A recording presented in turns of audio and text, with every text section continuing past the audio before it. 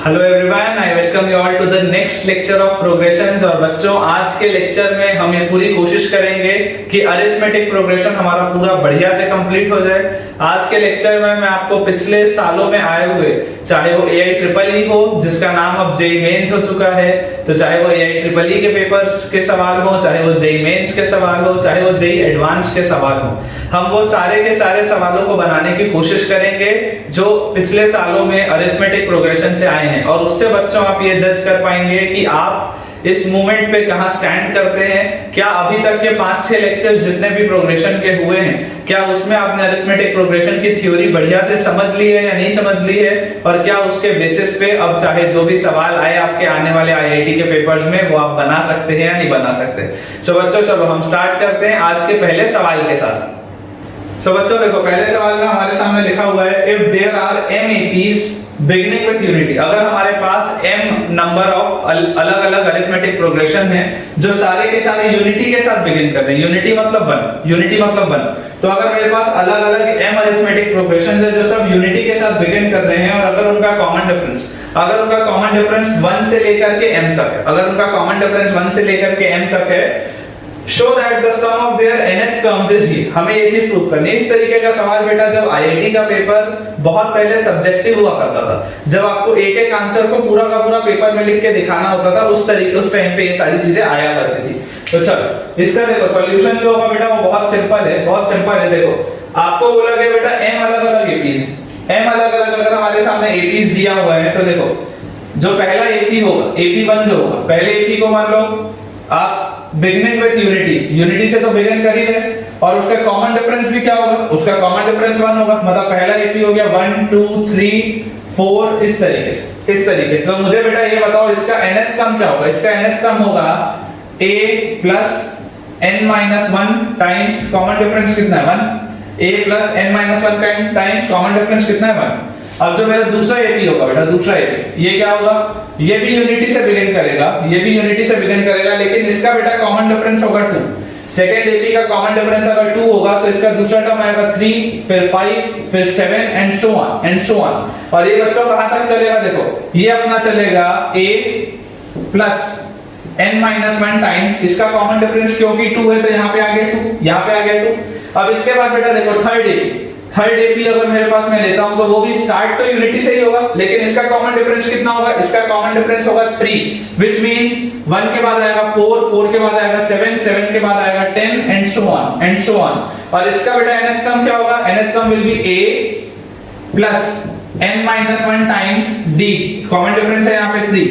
तो इस अगर हम पैटर्न में देखते हैं तो हमको इस तरीके से बच्चों कितने एपी बनाने, m APs। If there are m APs बोला गया तो हमको जो mth AP होगा वो भी स्टार्ट तो 1 से ही होगा, और इसका बच्चों मुझे आप ये बताओ कि जो कॉमन डिफरेंस आएगा वो कॉमन डिफरेंस कितना आएगा, m आएगा।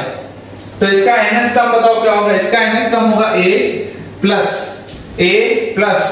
n minus 1 times nth term जो होगा into common difference a plus n minus 1 times common difference. तो कॉमन डिफरेंस इसका क्या है n, इसका कॉमन डिफरेंस क्या है m है। या मैं ये बोल सकता हूं अगर इसका पहला टर्म 1 था तो इसका दूसरा टर्म होगा 1 प्लस n, इसका दूसरा टर्म होगा 1 प्लस n। इसी लॉजिक से हमें करना पड़ेगा।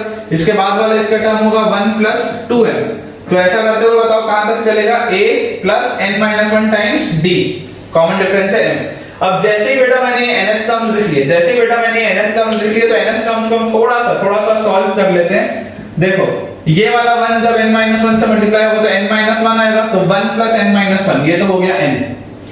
यहां पे अगर हम देखेंगे तो बताओ ये 2n और 2n के बाद -2 और +1 तो -1। उसके बाद अगला वाला देखो यहां पे 3n और उसके बाद क्या आएगा बोलो, -3 और +1, तो यहां आ जाएगा -2। क्या आपको ये चीज बच्चों दिखाई देती है कि n-1, ये देखो ये जो दोनों टर्म्स है, ये दोनों टर्म्स AP में, ये वाले भी देखो कॉमन डिफरेंस आप देखो बेटा इनमें कॉमन डिफरेंस जो आएगा वो कितना आएगा n-1 का। बोलने का मतलब ये है कि जब ये वाले n में n-1 जुड़ेगा तो 2n-1 आया, जब ये वाले 2n-1 में n-1 जुड़ेगा तो 3n-2 आया। तो ये जो पूरा का पूरा पैटर्न बनेगा, nth टर्म्स का जो पूरा का पूरा पैटर्न बनेगा वो किस पे रहेगा, AP पे रहेगा।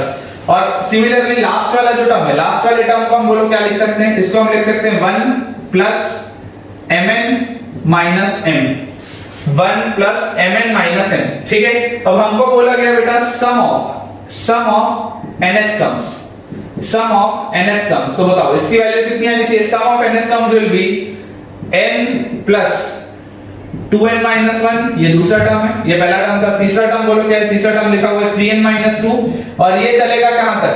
ये चलेगा बेटा इस टर्म तक, ये चलेगा इस टर्म तक। इसकी वैल्यू लिखी हुई है mn minus m plus 1, mn minus m plus 1। अब थोड़ा सा सोच के देखो कि ये वाला जो AP है, ये वाला जो AP है, इसका कॉमन डिफरेंस क्या है? इसका कॉमन डिफरेंस है n माइनस 1, इसका कॉमन डिफरेंस है n माइनस 1। इसका फर्स्ट टर्म क्या है? इसका फर्स्ट टर्म है n, और इसका लास्ट टर्म क्या है?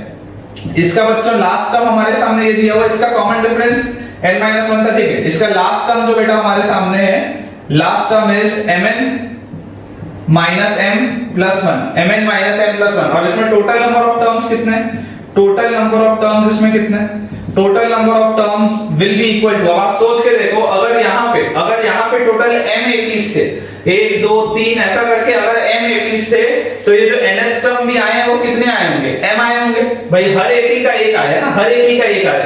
तो अगर मेरे पास टोटल m APs थे तो nth टर्म भी कितने आए होंगे? मेरे पास m आए होंगे।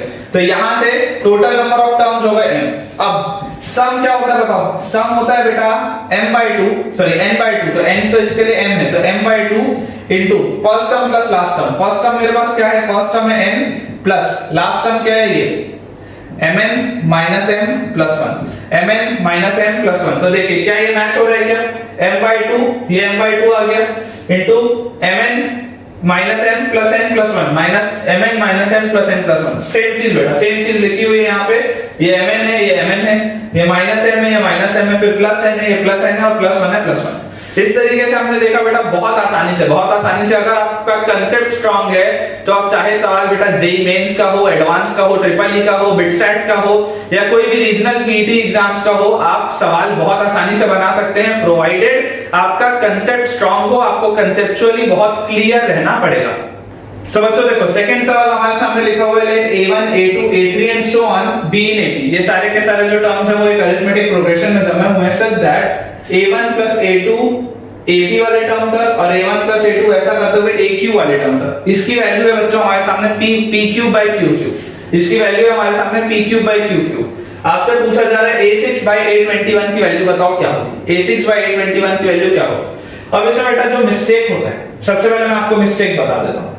मिस्टेक होता है बेटा, बच्चों को ये लगता है कि सर आपने एक बार बताया था कि अगर सम ऑफ m टर्म्स और सम ऑफ n टर्म्स दिए होते हैं, और अगर इसकी value function of n by sum function of m by sum function of n इस तरीके से अगर होता है, अगर इस तरीके से कुछ होता है, तो यहां पर सर आप ये बोले थे कि n को रिप्लेस कर देना 2n-1 से और आंसर आ जाएगा। n को रिप्लेस कर देना 2n-1 से और आंसर आ जाएगा। लेकिन बच्चों इसमें आपको ये वाली चीज समझनी पड़ेगी कि उसमें जो रेशियो पूछा जाता था, वो रेशियो सेम टर्म्स का होता था कि find the ratio of 11th terms, दोनों एपी के 11th टर्म्स के रेशियो बताओ, ये इस तरीके का सवाल होता था। यहाँ पे सवाल अलग है। तो देखो कोई भी चीज करने के पहले अपने को थोड़ा सा इसको ध्यान देना पड़ेगा। यहाँ पे बच्चों अगर हम देखें, देखो p टर्म्स तक का सम, मान लेते हैं तुम्हारा ap है a plus d, a plus 2d, इस तरीके से मान लो तुम्हारे पास ap होता, तो p टर्म्स तक का सम बोलो क्या होता? p टर्म्स तक का सम होता p/2 into a plus 2a plus n-1 into d, यही चीज आती p/2 into 2a plus n-1 into d, जहां पे n की वैल्यू p के बराबर है, क्योंकि यहाँ पे टोटल मेरे पास p टर्म्स लिखे हुए हैं।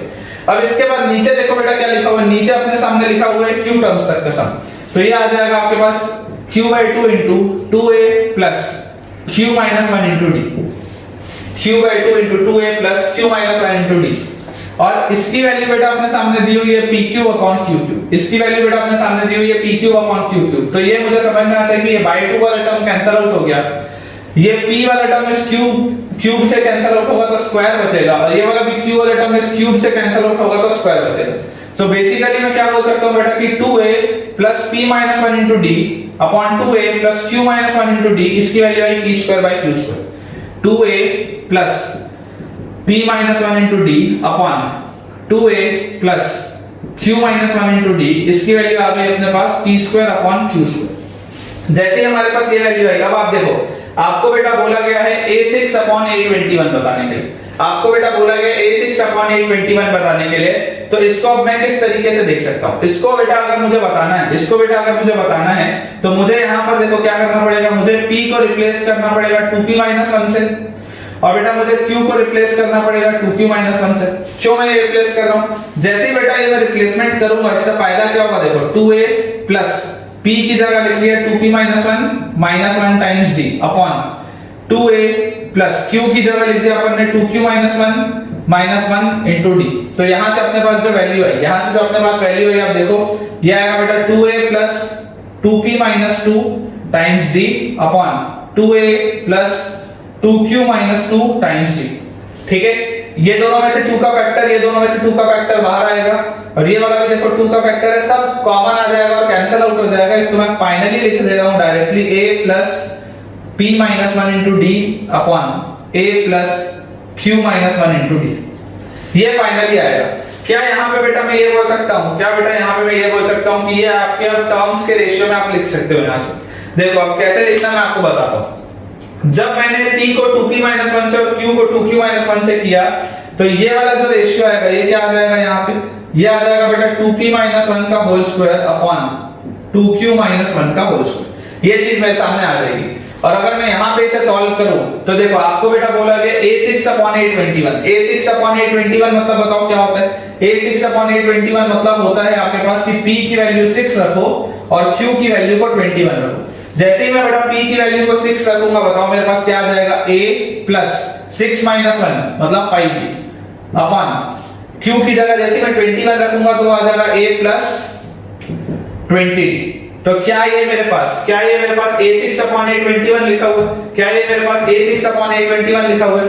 और क्योंकि मैंने p की वैल्यू 6 रखी है, तो यहाँ पे देखो 2 into 6 12 माइनस 1 11, और यहाँ पे आगे बेटा 21 यहाँ पे मैंने रखा है, तो 21 into 2 42 माइनस 1 41 का स्क्वायर। जैसे ही आप इसका स्क्वायर निकालोगे, बताओ कितना आ जाएगा अपने पास? अगर मैं इसे सॉल्व करूंगा तो 11 का स्क्वायर होता है 121 और 41 का स्क्वायर आई बिलीव 1681 आना चाहिए। एक बार करके देख लेते हैं। देखो इसको मैं लिख सकता हूं 40 प्लस 1 का होल स्क्वायर, 41 के होल स्क्वायर को मैं लिख सकता हूं 40 प्लस 1 का होल स्क्वायर, और a plus b whole square क्या होता है? a square plus 2ab plus b square. तो 40 का स्क्वायर आ गया 1600 प्लस 2ab, तो 2 into 40 into 1, तो ये आ गया 80 और प्लस b स्क्वायर। तो ये देखो ये आ जाएगा 1681, ये आ जाएगा 1681, which means the correct option that we have is 121 upon 1681, 121 upon 1681। ये वाला बच्चों जो सवाल है, ये वाला सवाल अपना आया हुआ है 2 बार। एक बार ये आया बेटा AI ट्रिपल ई में 2006 में, और ये बेटा जेई मेंस में आया है, जो ऑनलाइन जेई मेंस स्टार्ट हो गया 2013 में। ये सेम सवाल 2 बार आया हुआ है, एक बार AI ट्रिपल ई 2006 में और एक बार जेई मेंस में 2013 में। सो बच्चों देखो अगला सवाल हमारे सामने लिखा है, a person is to count 4500 currency notes. Let an denote the number of notes he count in the nth minute. an क्या है? number of notes he count in the nth minute. if a1 a2 a3 ये सारे terms की value बेटा a10 तक की value अगर है 150, अगर ये सारे के सारे टर्म्स की बेटा वैल्यू है 150, and a10 a11 और so on up to n terms, बेटा अगर ये सारे के सारे टर्म्स AP में है, तो आपको बोला जा रहा है कॉमन डिफरेंस अगर -2 है, तो मुझे बताओ कि टोटल उसको कितना समय लगेगा सारे के सारे नोट्स को काउंट करने में। अब इस सवाल में बेटा कई सारी बातें कह दी। सबसे पहले अगर आपको ये वाला वर्ड लिखा हुआ है, देखो late an denote the number of notes he count in the nth minute, इसका मतलब क्या है कि a1 क्या होगा? a1 होगा कि पहले मिनट में उसने कितने नोट काउंट किए। आई रिपीट, a1 क्या होगा कि पहले मिनट में उसने कितने नोट काउंट किए। ये नहीं बोल रहे कि a1 मतलब ये है कि वो 1 मिनट में 1 नोट काउंट कर रहे हैं, इसका मतलब ये नहीं। Let an denote the number of notes he count in the nth minute, तो a1 क्या होगा? a1 जो होगा वो नंबर ऑफ नोट्स होंगे जो उसने फर्स्ट मिनट में काउंट किए। a2 जो होगा वो नंबर ऑफ नोट्स होंगे जो उसने सेकंड मिनट में काउंट किए। a3 जो होगा वो होगा नंबर ऑफ नोट्स जो उसने थर्ड मिनट में काउंट किए। इस तरीके से आपके पास सीरीज है। तो देखो इसका बेटा जो सॉल्यूशन होगा बहुत आसान सा सवाल है, ये AI ट्रिपल ई 2010 का सवाल है। अगर हम इसका सॉल्यूशन देखें, ठीक है, अगर आपका थोड़ा सा भी बेटा कंसेप्ट क्लियर है तो आप इसको देख सकते हैं। देखिए पहले मिनट में वो कितना नोट काउंट किया, 150, A1 है ना, मतलब पहले मिनट में वो 150 नोट्स काउंट किया। उसके बाद दूसरे मिनट में भी 150, तीसरे मिनट में भी 150, और इस तरीके से लेकर के 10वें मिनट तक उसने 150 नोट्स काउंट किए। इस तरीके से लेकर के 10वें मिनट तक, यहां तक बेटा 10 मिनट हो चुके, यहां तक बेटा 10 मिनट हो चुके, 10वें मिनट तक उसने 150 नोट्स काउंट किए। अब इसके बाद आपको क्या बोलने लगा कि A10, A11 और आगे सारे के सारे जो टर्म्स है वो आपके AP में है with a common difference of -2। मतलब अगर ये 10वां टर्म मैं बोलता हूं कि मेरे AP का पहला टर्म, ये जो 10वां टर्म है वो मेरे AP का पहला टर्म, तो अगला टर्म क्या होगा बोलो? अगला टर्म होगा 148, क्योंकि कॉमन डिफरेंस क्या है? -2 का। उसके बाद अगला टर्म क्या होगा बोलो? अगला टर्म आएगा 146, फिर उसके बाद वाला टर्म आएगा 144 and so on and so on. आपको बेटा बोला जा रहा है find the time taken by it to count all the notes. अब मुझे क्या पता है कि ये सारे की वैल्यू किसके बराबर होनी चाहिए? 4500 के बराबर होनी चाहिए। आप सोच के देखो बेटा, ये 10 मिनट में ये 150 जो नोट्स है, अगर वो 10 बार काउंट किया तो इसकी वैल्यू तो आ गई 1500, इसकी वैल्यू आ गई 1500, मतलब कि 1500 नोट्स वो ऑलरेडी शुरू के 10 मिनट में काउंट कर चुका है। अब उसकी स्पीड डिक्रीज होना स्टार्ट की तो ये 148, 146, 144 और इस तरीके से वो स्पीड जो है वो डिक्रीज होते जा रही है नोट्स काउंट करने की। तो इसको मैं यहां ले आऊंगा तो अपने पास बताओ क्या आ जाएगा? अप टू n टर्म्स यहां पे हम लिख लेते हैं। तो यहां से बेटा 3000 की वैल्यू बताओ कितनी होनी चाहिए? ये अगर मैं बोलता हूं कि एक AP लिखा हुआ है n टर्म्स तक का, तो बताओ इसका सम क्या होगा? इसका सम होगा बेटा n/2 into 2a plus n-1 into common difference इनका क्या है? कॉमन डिफरेंस है बेटा -2, कॉमन डिफरेंस है बेटा -2।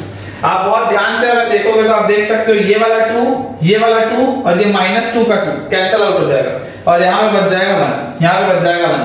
तो यहां से बेटा हमारे पास 3000 की वैल्यू बताओ क्या आई? n टाइम्स 148 और उसके बाद ये -1, ये -1 जब n से मल्टीप्लाई होगा तो -n और -1 जब -1 से मल्टीप्लाई होगा तो आ जाएगा +1, वो आ जाएगा +1। तो यहां से बेटा अपने पास आ जाएगा 148 और 149 और n से मल्टीप्लाई होगा तो 149n और -n² इज इक्वल टू 3000 तो अगर हम इसको बेटा थोड़ा सा सॉल्व करें तो अपने पास आ जाएगा n² - 149n + 3000 is equal to 0। अब जैसे ही बेटा आप इसको सॉल्व करेंगे, जैसे आप इसको सॉल्व करेंगे तो देखिए n की वैल्यू आ जाएगी -b ± √b² मतलब 149 का स्क्वायर -4ac अपॉन 2a। अब बेटा आपको एक चीज समझनी है, अब बेटा आपको एक चीज समझनी है कि आपके पास पेपर में कैलकुलेटर तो होता नहीं, तो आपको सॉल्व तो खुद करना पड़ेगा। अगर आप इसको सॉल्व करोगे तो देखो 149 का स्क्वायर कैसे आप निकाल सकते हो? आप बेटा इसको बोल सकते हो कि 149 के स्क्वायर को मैं लिख सकता हूं 150 - 1 का होल स्क्वायर, ठीक है। और a - b होल स्क्वायर क्या होता है? a स्क्वायर, तो a स्क्वायर तो आ गया मेरे पास 22500 a स्क्वायर माइनस 2ab तो आ गया -300 प्लस b स्क्वायर की जगह आ गया 1। अब सोच के देखो 22500 में से अगर 300 गया तो क्या बचेगा? 22200 और 22200 में 1 जुड़ा तो आ गया 22201। अपने पास आ गया 22201 2201। तो यहां से अगर आप देखोगे बेटा तो देखो अपने पास n की वैल्यू आ जाएगी 149 प्लस माइनस रूट ओवर ये आ गया आपके पास कितना 2201 माइनस 4 into 3000 होता है 12000, ये होता है बेटा 12000 अपॉन 2 है ना, a की वैल्यू तो 1 थी। तो यहां से बेटा जब अपन ने इसको सॉल्व किया, मैं दूसरे पेन से कर देता हूं सॉल्व। यहां से अपन बेटा जब इसको सॉल्व करेंगे तो देखो n की वैल्यू आएगी 149 प्लस माइनस रूट ओवर 2201 22201 में से अगर मैं 12000 घटा दूं तो मेरे पास बचेगा 10201 और ये नंबर बेटा जो है वो जाना पहचाना है, ये जो नंबर है वो जाना पहचाना है। आप में से जिसको ना पता हो मैं आपको बता दूं 101 का स्क्वायर ये होता है, 101 का स्क्वायर होता है। देखो अगर आप निकालोगे तो 100 प्लस 1 का whole square a square plus 2ab plus b square, यही चीज आएगी, ठीक है ना। अपने को ये तरीके पता होने चाहिए बेटा सॉल्व करने के, क्योंकि एग्जाम में आपके पास कैलकुलेटर नहीं होगा। बच्चे कई बार गलती क्या करते हैं, बच्चे अपने घर में बना रहे होते हैं अपने कंफर्ट जोन में, तो आप मोबाइल से देख लेते हो कोई कैलकुलेशन या आप कोई कैलकुलेशन कैलकुलेटर में करके देख लेते हो, लेकिन आपको ये चीज पता होनी चाहिए कि आपके पास एग्जाम में कैलकुलेटर नहीं आने वाला है। तो आपको तरीका पता होना चाहिए कि अगर सॉल्व करने की नौबत आ गई तो किया कैसे जाता है। तो चलो यहां से बेटा अपने पास आ जाएगा ये n is equal to 149 plus minus ये आ गया 101 अपॉन 2। तो अपने पास कितना 149 प्लस अगर मैं 101 बोलूंगा 149 प्लस अगर मैं 101 बोलूंगा तो बताओ कितना आएगा 149 और 150 और 100 250 अपॉन 2 या तो n की वैल्यू आएगी 125 या 149 में माइनस अगर 101 बोलता हूं तो 149 माइनस 101 बताओ कितना आएगा 148 और उसमें से 100 और चला गया तो 48/2 मतलब 24। n की ये दो वैल्यूज आ गई। अब ये दोनों वैल्यूज का मतलब क्या, ये दोनों वैल्यूज का मतलब क्या, आप देखो अगर आप an निकालोगे, अगर आप an निकालोगे तो बोलो an कितना होगा इसके लिए 148 से स्टार्ट हो रहा है तो a प्लस n माइनस 1 तो मतलब 124 और d की वैल्यू कितनी है -2। अगर मैं 125th वाला टर्म निकालता हूं, अगर मैं 125th वाला टर्म निकालता हूं तो ये आएगा। तो यहां से आप जब इसको सॉल्व करोगे बताओ कितना आएगा 148 और माइनस कितना हो गया, ये आ गया आपके पास 248 माइनस आ गया आपके पास 248 तो इसकी वैल्यू कितनी आ गई -100। अब -100 नोट्स तो काउंट नहीं होते ना, इस वजह से ये वाली वैल्यू क्या होगी बेटा, ये वाली वैल्यू रिजेक्ट हो जाएगी, ये वाली वैल्यू रिजेक्ट हो जाएगी क्योंकि इतने तो नोट्स आप काउंट कर नहीं सकते। इस वजह से आपका जो एक्सेप्टेड आंसर है वो क्या है 24 कि ये वाली सीरीज आपकी 24 तक चले। ये वाली सीरीज आपकी n की वैल्यू अगर 24 आती है तो a 24 तक चले। a 24 तक अगर चलेगा तो बताओ a 24 कितना होगा a प्लस n माइनस 1 मतलब 24 माइनस 1 इज 23 इनटू d की वैल्यू -2 तो ये आ जाएगा 148 में से 46 गया मतलब 102। तो ये वाली आपकी जो सीरीज चलेगी बेटा वो 102 तक चलेगी। इसका मतलब क्या है कि जब मैं इन सारे टर्म्स को ऐड करते जाऊंगा 102 तक तो मेरा जो सम आएगा वो 4500 आ जाएगा, जो मेरा सम आएगा वो 4500 आ जाएगा। तो the correct answer for me is these all terms are 24 terms। तो 24 टर्म्स का मतलब 24 मिनट्स यहां लग गए और 24 मिनट्स यहां लगने के बाद 10 मिनट यहां लग चुके थे तो टोटल हो गए 34 मिनट्स, टोटल हो गए 34 मिनट्स। और अगर हम ऑप्शन देखें तो देखो यहाँ पे आपके पास जो आ रहा था ये 125 वाला आ रहा था मिनट्स, तो कई बार बच्चे इस 125 को देख के भी गलती से 125 आंसर लगा देते हैं। इस तरीके की गलती हमें नहीं करनी है, बहुत आसान सा सवाल है, थोड़ा सा बस प्रिकॉशन अपने को रखना है। बच्चों ये वाला सवाल आपके लिए होमवर्क रहेगा, ये सिमिलर पैटर्न का सवाल है, ये सिमिलर पैटर्न का सवाल है। और बेटा ये वाला सवाल आया था अपने पास AIEEE 2011 में, AIEEE 2011 में बच्चों ये वाला सवाल अपने पास आया था। सेम पैटर्न है, सेम कांसेप्ट है, इसका आंसर आपको मुझे कमेंट सेक्शन में पोस्ट करके बताना है। नेक्स्ट सवाल बेटा हमारे सामने लिखा हुआ है इफ द AM क्या होता है arithmetic mean, if the arithmetic mean between PH and the QH term of an AP is equal to the arithmetic mean between the rth and the sh term of the same AP then p plus q equals। हमें ये बोला जा रहा है कि मान लो हमारे पास एक AP है, मान लो हमारे पास एक AP है a plus d a plus 2d and so on। मान लो हमारे पास इस तरीके से एक AP है। अब बेटा हमें बोला जा रहा है arithmetic mean between the ph and the qh term. ph term बताओ क्या होगा, ph term will be a plus p minus 1 times d, qh term will be a plus q minus 1 times d। ये बात तो समझ में आती है pf और qh टर्म से। अब इन दोनों का अरिथमेटिक मीन जो होगा वो क्या होगा बोलो ap plus aq by 2, यही चीज होनी चाहिए। और आपको बोला जा रहा है बेटा कि हमारे पास rh वाला जो टर्म होगा वो क्या होगा ar और sh वाला जो टर्म होगा वो होगा as अपॉन 2। ये दोनों का अरिथमेटिक मीन आएगा ar plus as upon 2। Arithmetic mean क्या होता है, अगर मान लो a b और c ये तीन टर्म्स अगर ap में हैं तो आप ये बोल सकते हो कि b is the arithmetic mean of a and c। ये वाला कांसेप्ट हमें पता है, ये कांसेप्ट हमें पता है। तो यहां से बेटा अब मुझे आप ये बताओ कि QH टर्म के बाद RH टर्म तो बोलो क्या आ जाएगा, RH term will be a plus r minus 1 times d and SH term will be equal to a plus s minus 1 times d। ये चीज मेरे पास आती है।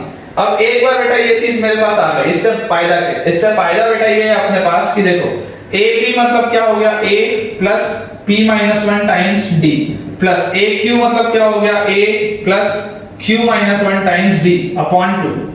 This should be equal to AR plus AS मतलब a plus r minus 1 times d plus AS मतलब a plus s minus 1 times d upon 2। जैसे हम इसे सॉल्व करेंगे तो देखो 2 से 2 कैंसिल आउट हो गया। अब ये a और a यहां आ गया 2a प्लस कॉमन डिफरेंस के साथ बताओ अंदर क्या लिखा हुआ है, p minus 1 plus q minus 1। और यहाँ पे अगर हम देखेंगे तो a और a, इसकी वैल्यू आ गई 2a प्लस कॉमन डिफरेंस के साथ अंदर लिखा हुआ है r minus 1 plus s minus 1। ये चीज हमारे सामने लिखी हुई है। तो ये 2a और ये वाला 2a तो कैंसिल आउट हो गया, ये कॉमन डिफरेंस और कॉमन डिफरेंस भी कैंसिल आउट हो गया। अब मेरे पास बताओ क्या बचा, p plus q minus 2 should be equal to r plus s minus 2। तो ये माइनस 2 और माइनस 2 वाला भी टर्म अगर कैंसिल आउट हो गया तो मेरे पास बचा p plus q is equal to r plus s। p plus q is equal to r plus s, इसका मतलब जो correct answer is r plus s। यहां पे हमसे वैल्यू पूछी गई थी p प्लस q की, उसकी वैल्यू आएगी r प्लस s के बराबर। बच्चों ये वाला भी सवाल आपको होमवर्क में रखना है, बहुत बेसिक सा सवाल है जो AIEEE 2012 में आया था। इस तरीके का सवाल आप 10th में भी बनाए होंगे अगर आपने आरडी शर्मा बनाई होगी। तो बहुत इजी सवाल है, सिंपल, आप बस रैशनलाइजेशन करते जाना, टर्म्स कैंसिल आउट होते जाएंगे, इनमें से कोई ना कोई एक आंसर आ जाएगा। होमवर्क में इसका भी आंसर आप मुझे कमेंट सेक्शन में बताइए। अब बच्चों देखो जो सवाल हमारे सामने लिखा हुआ है वो जेईई मेंस 2013 का सवाल है। हालांकि आसान सवाल है, लेकिन अगर आपको कंसेप्ट नहीं आता होगा तो हो सकता है आपको दिक्कत है। यहाँ लिखा हुआ है given sum of the first n terms of an AP is 2n + 3n square. हमारे पास अगर कोई एपी है तो उसके Sn जो है वो दिया हुआ है 2n + 3n square. n terms तक का सम दिया हुआ है 2n + 3n square. Another AP is formed with the same first term. अगर हमने न्यू एक एपी बनाई जिसका फर्स्ट टर्म सेम, अगर इसका भी फर्स्ट टर्म a था तो इसका भी फर्स्ट टर्म a है, लेकिन double of the common difference. अगर इसका कॉमन डिफरेंस d था तो इसका common difference 2d। Then sum of n terms, तो इसके लिए n टर्म्स तक का सम अगर मैं s डैश n बोलता हूं तो उसकी वैल्यू क्या होगी, हमसे पूछा जाता है। आसान सा सवाल क्यों है, देखिए हमें ये चीज पता है कि अगर हम n की वैल्यू 1 रखेंगे, अगर हम n की वैल्यू 1 रखेंगे तो Sn क्या हो जाएगा, S1 हो जाएगा। और S1 मतलब क्या होता है, पहले टर्म तक का सम। S2 क्या होता है, दो टर्म तक का सम। S3 होता है तीन टर्म तक का सम। तो पहले टर्म तक का सम क्या होता है, पहला टर्म होता है। पहले टर्म तक का सम क्या होता है, पहला टर्म होता है। मतलब S1 की वैल्यू होती है a के बराबर, और 1 जब मैं यहां पे रखूंगा तो ये आ जाएगा 2 + 3, ये आ जाएगा 2 + 3, तो इसकी वैल्यू आ गई 5, क्योंकि n की जगह पे 1 रखूंगा तो ये 2 + 3, S1 की वैल्यू आ गई 5। जैसे मुझे फर्स्ट टर्म पता चल गया, देखो कॉमन डिफरेंस क्या होता है, याद करो बेटा, याद करो, मैंने आपको पहले या दूसरे लेक्चर में एक चीज बताई थी कि n² का जो कोफिशिएंट होता है, तो common difference is double of the coefficient of n² होता है, double of the coefficient of n² होता है। तो n² का अगर कोफिशिएंट 3 है तो उसका डबल क्या हो जाएगा, 6 हो जाएगा। कॉमन डिफरेंस आ जाएगा 6। अब कॉमन डिफरेंस बेटा आ गया 6, पहला टर्म आ गया 5, तो बोलो नए वाले का कॉमन डिफरेंस कितना आएगा, नए वाले का कॉमन डिफरेंस आएगा 12। इसका अगर 6 है तो इसका आएगा 12। फर्स्ट टर्म बेटा सेम है तो फर्स्ट टर्म आ गया 5, और इसका nth टर्म तक का सम बोलो कितना होगा, s dash n will be equal to n/2 times 2a plus n-1 into d की जगह आ गया 12। इसके लिए कॉमन डिफरेंस कितना है, इसके लिए कॉमन डिफरेंस 2d है तो इसकी वैल्यू आ गई 12।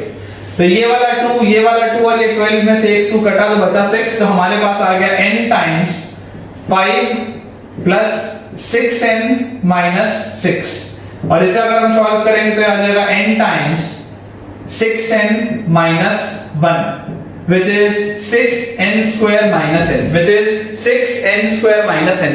क्या ऐसा कोई ऑप्शन है हमारे पास, option B, this is the correct answer.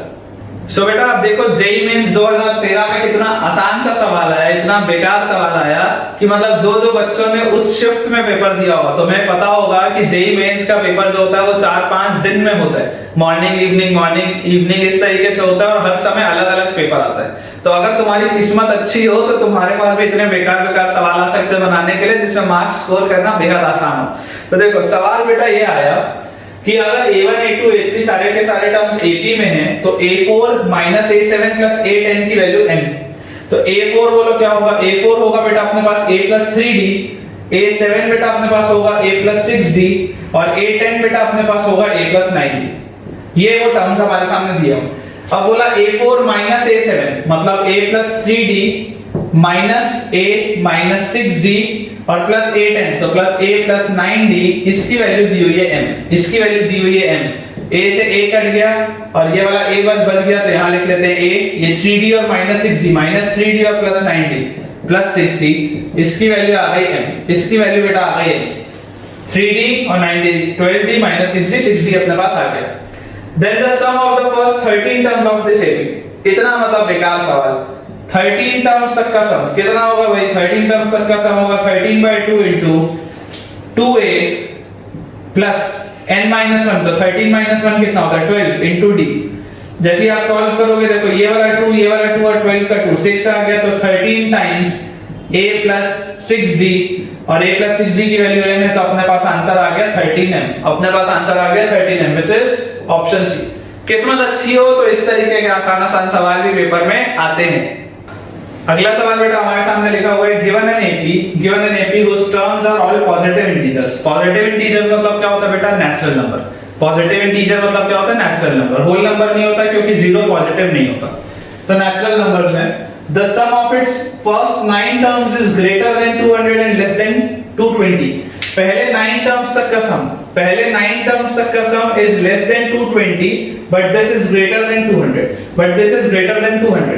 If the second term in it is 12, जो second term मान लेते हैं a plus d, अगर इसकी वैल्यू 12 है, then its fourth term is, तो हमको a plus 3d की वैल्यू बतानी। अब बहुत ध्यान से बेटा आप देखो, अगर हमारे पास बेटा बोला जा रहा है कि s of 9 जो है वो 200 से 220 के बीच में है, और क्योंकि ये सारे के सारे पॉजिटिव इंटीजर्स थे, इसका मतलब क्या है? अगर फर्स्ट टर्म a है, अगर next term a plus d, अगर उसके बाद वाला term a plus 2d, then this means that this first term must be a natural number। तभी तो सारे के सारे पॉजिटिव इंटीजर आएंगे। And the common difference must also be a natural number. तभी तो हो पाएगा वो कॉमन डिफरेंस। अगर बेटा आपका फ्रैक्शन या कुछ ऐसा आ गया तो गड़बड़ हो जाएगा ना यार। अगर सारे के सारे टर्म्स आपको बोला जा रहा है बेटा पॉजिटिव इंटीजर्स हैं, तो कॉमन डिफरेंस को भी तो नेचुरल नंबर होना पड़ेगा। अब देखो पहले 9 टर्म्स का सम जो बोल रहा है वो 200 से 220 के बीच में बोल रहा है। तो आप देखो फर्स्ट 9 टर्म्स तक का सम क्या होगा? 9/2 into 2a plus 9 - 1 into d मतलब 8d। 2a plus 8d, इसकी वैल्यू बेटा है 220 से लेकर के 200 के बीच में। 2a plus 8d, इसकी वैल्यू 8।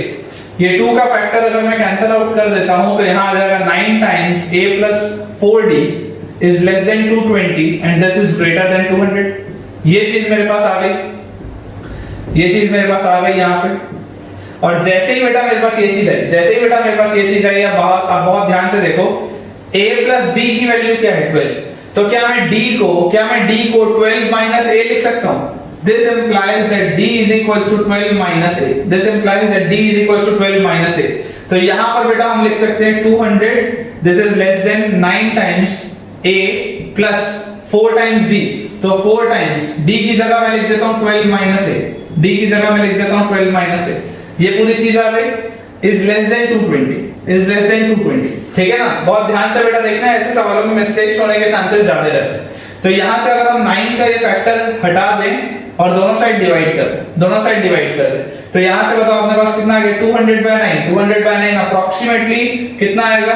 200/9। चलो ऐसा करते हैं, फिलहाल इसको हम सॉल्व नहीं करते, फिलहाल हम अंदर वाली चीज को पहले सॉल्व करके देखते हैं। ये लिखा हुआ है बेटा a plus 4 into 12 minus a। तो यहाँ पे आप देखो a और -4 है, ये तो आ जाएगा -3 है, और यहाँ पे 4 into 12 आ जाएगा 48। And this is less than 220/9। अगर मैं 48 बेटा माइनस कर देता हूँ सब में, तो इस तरीके से मैं इसको लिख सकता हूँ। तो यहाँ से -3a की वैल्यू ये आ गई। ठीक है, और अगर बेटा आप इस पूरे को मैं -1/3 से भी मल्टीप्लाई कर दूं, तो हमने इनइक्वालिटीज में एक प्रॉपर्टी पढ़ी थी कि जब हम नेगेटिव साइन से किसी चीज को मल्टीप्लाई करते हैं तो जो इनइक्वालिटी का साइन होता है वो रिवर्स हो जाता है। तो ये इनइक्वालिटी का साइन क्या हो जाएगा? रिवर्स हो जाएगा। जैसे ये रिवर्स हुआ तो देखो ये माइनस ऑफ माइनस प्लस हो गया, और ये 3 से ये वाला 3 कैंसिल आउट हो गया। तो मेरे पास यहाँ पे नेट क्या बचा? नेट बेटा मेरे पास यहाँ पे सिर्फ a बचा। तो a की बताओ क्या वैल्यूज आ रही है? हम देखते हैं अपन यहाँ पे थोड़ा सा बेटा सॉल्व अपने को करना पड़ेगा। तो चलो इसको हम सॉल्व करते हैं। सबसे पहले तो 9 into 48, तो 9 8 से 72, 2 कैरी 7, 9 4 से 36 और 7 हो गया अपने पास 43। तो -432 plus 200/9 ये चीज आती, और ये पूरा बेटा मल्टीप्लाई हो रहा है -1/3 से। और a की वैल्यू यहाँ पर अगर हम देखेंगे तो 48 से जब मल्टीप्लाई होगा तो वापस से बताओ कितना आ जाएगा, 220 माइनस 432 अपॉन 9, और यहाँ पे बताओ अपने पास क्या आ जाएगा बेटा, ये आ जाएगा -1/3। अब इसके बाद क्या करना है, इसके बाद बेटा आप देखो 432 और 200 है तो माइनस साइन के साथ है, तो यहाँ पे अपने पास बचेगा -232, यहाँ पे अपने पास बचेगा -232, और जैसे ही अपने पास -232 बचा और ये वाला माइनस और ये वाला माइनस, ये दोनों मल्टीप्लाई होकर क्या बना लेंगे, प्लस। तो अपने पास बताओ कितना आ गया बेटा, ये 232 अपॉन 9 into 3 कितना होता है, 27, और a की वैल्यू इनके बीच में है, तो यहाँ पर भी आप देखो 220 में से जब आप 432 हटाओगे बेटा तो आएगा अपने पास कितना, -212, और माइनस और माइनस प्लस, तो 212 अपॉन 9 into 3 27। अब बेटा आपको रफली वैल्यू इसकी निकालनी पड़ेगी। अगेन मैं आपको बताऊं कैलकुलेटर का तो आप यूज कर नहीं सकते, तो रफली आप बेटा सोच के देखो कि 27 into कितना होता है 232, तो 27 into 7 अपन निकाल के देखते हैं कितना आता है। 7 7 जा 49, 9 कैरी 4, 7 2 जा 14 और 4 18, ये आता है 189, और इसके बाद 27 into 8 देख लेते हैं कितना होता है, 7 8 जा 56, 6 कैरी 5, 8 2 जा 16 और 5 21, ये होता है बेटा 216, और उसके बाद जब 27 into हम 9 करेंगे तो आ जाएगा 9 7 जा 63, 3 कैरी 6, और ये आ जाएगा 243, ये आ जाएगा अपने पास 243। तो अगर बेटा आप देखोगे तो देखो ये वाला 212/27, ये आपका 216 आ, देखो 27 into 8 होता है 216, मतलब ये जो होगा बेटा, ये वाली पूरी वैल्यू होगी आपकी 7 पॉइंट समथिंग, ये वाली पूरी वैल्यू आपकी होगी कितनी, 7 पॉइंट समथिंग, क्योंकि 8 तब आता है जब यहाँ पे 216 होगा, यहाँ 212 उससे छोटा है तो ये 7 पॉइंट समथिंग होगा, और ये यहाँ पे 232 है, तो आप देखो बेटा 232 मतलब देखो 9 तो आ नहीं सकते, यहाँ 243 आता है, तो 8 आएगा, 8 वाला, तो ये आएगा बेटा आपके पास 8 पॉइंट समथिंग, ये आएगा आपके पास 8 पॉइंट समथिंग। तो जो a की वैल्यू है, a की वैल्यू क्या है, 7 पॉइंट समथिंग से बड़ी है और 8 पॉइंट समथिंग से छोटी है, और हमें पता है बेटा कि a जो होना चाहिए वो नेचुरल होना चाहिए, हमें पता है a नेचुरल होना चाहिए। अब 7 पॉइंट समथिंग से बड़ा 7 तो नहीं हो सकता, और 8 पॉइंट समथिंग से छोटा 8 पॉइंट समथिंग से छोटा 8 जरूर हो सकता है। अगर आप इमेजिन करो, मैं बोलता हूं a की वैल्यू 8, अगर आप बेटा इमेजिन करो, मैं बोलता हूं a की वैल्यू 8, तो वो 7 पॉइंट समथिंग से बड़ा भी है, नेचुरल नंबर भी है, और 8 पॉइंट समथिंग से छोटा भी है, और इकलौती यही वैल्यू है जो इसको सेटिस्फाई करेगी, व्हिच मींस a की वैल्यू आ गई 8। ये यहाँ पे जो बेटा आपने स्टेप किया है, this is very important, this is very important step, है ना, सवाल भी बढ़िया है, वेरी गुड क्वेश्चन। तो यहाँ पे बेटा a की वैल्यू 8 आ गई, जैसी a की वैल्यू मेरे पास 8 आई तो बताओ कॉमन डिफरेंस की वैल्यू आ गई 4, और कॉमन डिफरेंस की अगर मेरे पास वैल्यू 4 आ गई तो a plus 3d की वैल्यू बताओ कितनी होगी, a plus 3 times d की जगह 4 रख दिया, 12 plus 8 आ गया 20, which means option C is the correct answer। बहुत बढ़िया सवाल है बेटा, जरूर आप इसको भी अच्छे से बनाएं और स्टार मार्क इसे करके रखें। सो बच्चों देखो अगला सवाल हमारे सामने लिखा हुआ है, the sum of terms in an AP, the number of terms in an AP is even। हमारे पास even number of terms एक AP में है, मतलब 2 4 6 8 10 इस तरीके के हमारे पास terms हैं, is even the number of terms, ठीक है, the sum of the odd terms in it is 24। अब इसमें मान लो हमारे पास कोई एक ऐसा AP है, तो जो odd number of terms है, जो odd number of terms है, जैसे पहला टर्म या तीसरा टर्म, पांचवा टर्म, सातवां टर्म, इन सब का बेटा जो सम है वो अपने पास दिया हुआ है 24, इन सब का सम अपने पास दिया हुआ है 24। और जो इवन नंबर ऑफ टर्म्स, जो इवन नंबर ऑफ वाले टर्म्स है, इवन टर्म्स का अपने पास सम दिया हुआ है कितना, इवन वाले टर्म्स का बेटा अपने पास सम दिया हुआ है 30, मतलब कि मान लो जो सेकंड टर्म होगा या जो फोर्थ टर्म होगा या जो सिक्स्थ टर्म होगा, ऐसे वाले जो टर्म्स, ऐसे वाले जो बेटा टर्म्स है उनका अपने को सम दिया हुआ है कितना, 30। और हमें बेटा बोला जा रहा है if the last term exceeds the first term by 10.5, if the last term exceeds the first term by 10.5, अब हमें लास्ट टर्म तो पता नहीं है, मान लेते हैं nth टर्म मान लेते हैं हम लास्ट, तो nth टर्म बोलो क्या होगा, a plus n-1 into d। तो हमें बोला जा रहा है if the last term exceeds the first term by 10.5, तो लास्ट टर्म में से जब मैं फर्स्ट टर्म को माइनस करूंगा तो बेटा मेरे पास 10.5 बचना चाहिए, और 10.5 होता क्या है, ये होता है 21/2, ये होता है 21/2। तो बेसिकली an minus a मतलब कितना हो गया, a plus n-1 into d और माइनस a। तो जैसे आप इसे देखेंगे तो a और माइनस a कैंसिल आउट हो गया, और यहां से बेटा अपने पास आ गया 21/2 का वैल्यू n-1 टाइम्स d के बराबर, 21/2 का वैल्यू n-1 टाइम्स d के बराबर। अब हमें बोला जा रहा है the number of terms in an AP, हमसे पूछा जा रहा है इस n का क्या वैल्यू होगा। इस n का वैल्यू क्या होगा। अब n का वैल्यू निकालने के लिए अपने को कॉमन डिफरेंस का वैल्यू पता होना चाहिए। अपने को बेटा कॉमन डिफरेंस का वैल्यू पता होना चाहिए। तो आप देखो यहाँ पे आपको क्या बोला जा रहा है कि ऑड नंबर ऑफ टर्म्स जो ऑड नंबर ऑफ टर्म्स है उनका आपके पास बताओ बेटा कितना आ रहा है सम। ऑड वाले टर्म्स का आपके पास सम आ रहा है 24। तो आप ऐसा इमेजिन करो कि अगर हम पहला टर्म a था और दूसरा टर्म a प्लस d था, तीसरा टर्म a प्लस 2d था, और ऐसा करते हुए अगर हम nth टर्म तक गए तो nth वाला बेटा जो टर्म था वो था a plus n minus 1 times d, ये था nth टर्म। अब मुझे ये बताओ, सोच के बताना, अगर हमारे पास टोटल आपको बोला जा रहा है इवन नंबर ऑफ टर्म्स है, तो इवन नंबर ऑफ टर्म्स का क्या मतलब होता है। अगर इमेजिन करो तो हमारे पास 20 टर्म्स है, तो अगर 20 टर्म्स मेरे पास होंगे तो उसमें 10 टर्म ऑड होंगे और 10 टर्म इवन होंगे। या अगर इमेजिन करो अगर मेरे पास 10 टर्म्स ऑड, अगर मान लो मेरे पास 10 टर्म्स है टोटल, अगर 10 टर्म्स टोटल होंगे तो इसमें ऑड टर्म्स कितने होंगे 5, पहला, तीसरा, पांचवा, सातवां और नौवां, और हमारे पास इवन नंबर ऑफ टर्म्स भी कितने होंगे 5, दूसरा, चौथा, छठवां, आठवां और 10वां। बोलने का क्या मतलब है कि आपके पास टोटल नंबर ऑफ टर्म्स अगर इवन होते हैं तो आधे टर्म्स ऑड होते हैं, आधे टर्म्स इवन होते हैं, ठीक है। तो उस लॉजिक से बच्चों अगर हम देखेंगे तो देखो अगर ये मेरे पास टोटल नंबर ऑफ टर्म्स है, अब देखो ये ऑड वाला टर्म a, फिर ऑड वाला टर्म a प्लस 2d, और उसके बाद देखो ये जो लास्ट वाला टर्म है बेटा, ये लास्ट वाला टर्म इवन टर्म होगा क्योंकि इसमें total number of terms even. तो इसके पहले वाला जो टर्म होगा, इसके पहले वाला वो टर्म क्या होगा, इसके पहले वाला टर्म होगा a plus n minus 2 into D, इसके पहले वाला टर्म होगा a plus n minus 2 into D. तो ये वाला जो टर्म होगा ये भी क्या होगा, ऑड होगा। अब आप इसमें ऐसे सोच के देखो कि ऑड नंबर का टर्म आपको दिया हुआ बेटा सम 24 दिया हुआ है, तो total number of odd terms कितने होंगे, total number of odd terms, अगर आपको ये चीज समझ में आती है तो वो होंगे n/2 total number of odd terms. क्योंकि अगर मैंने माना है कि मेरे पास उस एपी में total n number of terms है, अगर मेरे पास उस एपी में total n number of terms है तो n नंबर ऑफ टर्म्स में ऑड टर्म्स n/2 होंगे और इवन टर्म्स भी n/2 होंगे। ऑड टर्म्स n/2 होंगे और इवन टर्म्स भी n/2 होंगे। जैसे 20 था तो 20/2 10 ऑड थे और 10 इवन थे। अगर टोटल 10 टर्म थे तो 10/2 5 ऑड थे और 5 इवन थे। वैसे अगर मेरे पास n इवन टर्म्स होंगे तो n/2 ऑड होगा और n/2 इवन होगा। तो मेरे पास total number of odd terms आ गए n/2। अब मुझे ये बताओ कि सम ऑफ ऑड टर्म्स मुझे दिया हुआ है 24 and this should be equal to formula क्या होता है बेटा, Sn क्या होता है, Sn is n/2 into first term plus last term. तो उसमें n क्या होता है, n होता है टोटल नंबर ऑफ टर्म्स। ध्यान से सोचो, Sn होता है n/2 into first term plus last term, उसमें n क्या होता है, n होता है total number of terms.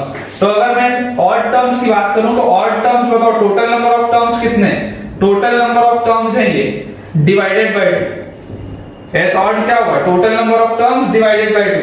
Formula क्या होता है n/2 आप बोलते हो ना, उसमें n क्या होता था, उसमें n total number of terms होते थे। यहाँ पे total number of terms he n/2 है, तो ये ऊपर आ गया और उसके बाद बाय 2 तो आएगा ही आएगा। तो total number of terms by 2 into first term plus last term. देखो फर्स्ट टर्म क्या है बेटा, ऑड में a, और लास्ट टर्म बोलो ऑड में क्या है, a plus n minus 2 into D, n minus 2 into D. इसकी वैल्यू अपने पास बेटा दी हुई है 24। अगर हम बेटा इसको सॉल्व करेंगे तो आप देखिए यहाँ से कि ये n/2 और by 2 है, तो इसको क्या मैं डायरेक्टली n/4 लिख सकता हूँ। और जैसे मैंने इसको n/4 लिख लिया, अब देखो ये a प्लस a, इसको हम यहाँ पे बेटा सॉल्व करके थोड़ा सा 2a लिख सकते हैं। तो हमारे पास बताओ क्या आ गया, हमारे पास बेटा ये 24 का ये 4 वहां ले जाता हूं मैं, तो 96 is equals to n times 2a plus n minus 2 into D.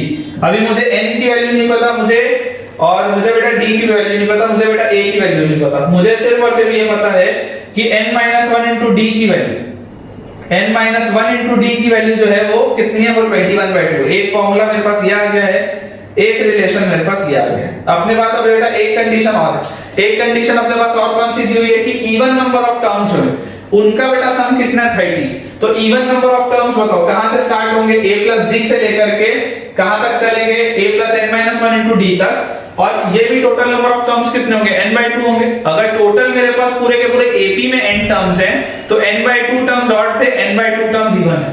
तो इसका जो सम है 30, this will be equal to n/2/2 total number of terms by 2 into first term plus last term. First term है a plus d plus last term यहां पर है a plus n minus 1 into d, a plus n minus 1 into d. जैसे हम बेटा इसको solve करेंगे तो देखो ये वाला n/2 और by 2 इसको क्या मैं n/4 लिख सकता हूं। और यहां पर बेटा बताओ मेरे पास और क्या आ जाएगा, a और a को ऐड करके हम बेटा यहां पे लिख सकते हैं 2a, इसको हम लिख सकते हैं 2a।